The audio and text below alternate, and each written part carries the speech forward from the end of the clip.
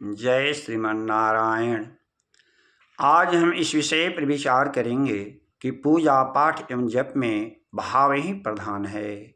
शास्त्र कहता है कि देवता न शब्दों की शुद्धता से प्रसन्न होते हैं, न सुंदरतम स्तोत्रों से प्रसन्न होते हैं, न सुंदरतम वस्तु से प्रसन्न होते हैं, और नहीं बहुत सारे वस्तुओं को न्यौछावर कर देने से प्रसन्न होती हैं। वे देवता तो केवल भाव से ही प्रसन्न होते हैं। भावे न देवा तृप्यन्ते शुद्ध वाक्य न पीतर है। जैसे एक छोटा सा बच्चा तोतली भाषा में बोलता है पा पा कहने मात्र से ही माँ यह समझ जाती है कि बच्चा पानी को कह रहा है, पीने को कह रहा है। तोतली भाषा में छोटा बच्चा बोलता है रेलगाड़ी, रेलगाड़ी नहीं होता अपितु रेलगाड़ी होता है, लेकिन माँ अपने बच्चे के भाव को समझ जाती है कि यह रेल को कह रहा है। ठीक वैसे ही यदि हमसे मंत्रों के उच्चारण करने में, स्तोत्रों को पढ़ने में, श्लोकों के उच्चारण करने में यदि त्रुटि भी हो जाती है तो भी देवता हमारे अंदर के भाव को समझ जाते हैं कि हम क्या कहना चाह रहे हैं, और ऐसा समझ करके ही वे देवता हमें मनोवांछित फल को प्रदान करते हैं। एक पढ़ा लिखा हुआ व्यक्ति भगवान विष्णु को जब प्रणाम करता है तो विष्णवे नमः कहकर प्रणाम करता है, लेकिन जो पढ़ा लिखा नहीं है वैसा अनपढ़ व्यक्ति जब भगवान विष्णु को प्रणाम करता है तो विष्णवाय नमः कहकर प्रणाम करता है।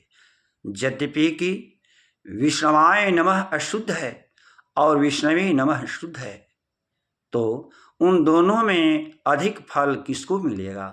तो शास्त्र कहता है कि दोनों में बराबर ही फल मिलेगा, क्योंकि देवता को भाव ही प्रिय है, शब्द प्रिय नहीं है। मूर्खो वदति विष्णाय पंडितो वदति विष्णवे उभयो रेव फलम तुल्यम भावग्राही जनार्दन। कतिपय लोग ऐसा कहते हैं कि यदि मंत्रों के उच्चारण करने में गलती हो जाए, स्तोत्रों के उच्चारण करने में गलती हो जाए तो विपरीत फल मिलता है, हानि हो जाती है, ऐसा लोग कहते हैं।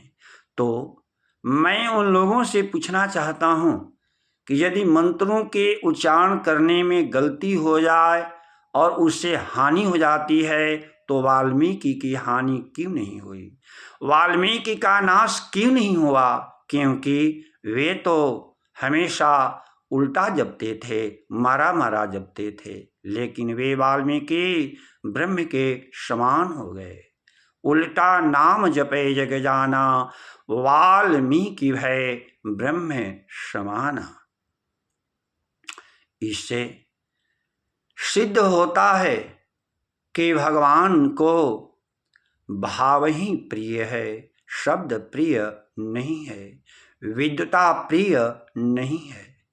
ध्रुव पढ़ा लिखा नहीं थे, शबरी पढ़ी लिखी नहीं थी, गजेंद्र पढ़ा लिखा नहीं था, फिर भी भगवान तो उनके अंदर के भाव को समझ गए और उनके पुकार पर प्रकट हो गए और उन सबको अपना दिव्य दर्शन दिए, उन लोगों की रक्षा की, उन लोगों को अपनी गोद में उठा लिए। अतः इन सबसे सिद्ध होता है कि भगवान को यदि प्रिय है तो वह है भाव। भाव के बिना भगवान कभी प्रसन्न नहीं हो सकते। भाव ही एक प्रिय है। भाव का भूखा हूँ मैं, भाव ही एक सार है, भाव से भजो तो भवसागर से वीणा पार है। भगवान कहते हैं भाव बिना थूकूं नहीं, गाड़ी भरे समान पर रिह जाता है मेरा मन, मान के एक पान पर। पत्रम पुष्पम फलम तोयम यो मे भक्त्या प्रयच्छति।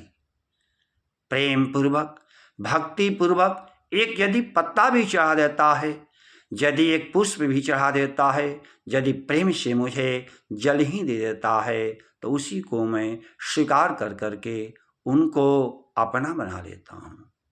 अंत में सबके मंगल की कामना। ओम स्वस्ति।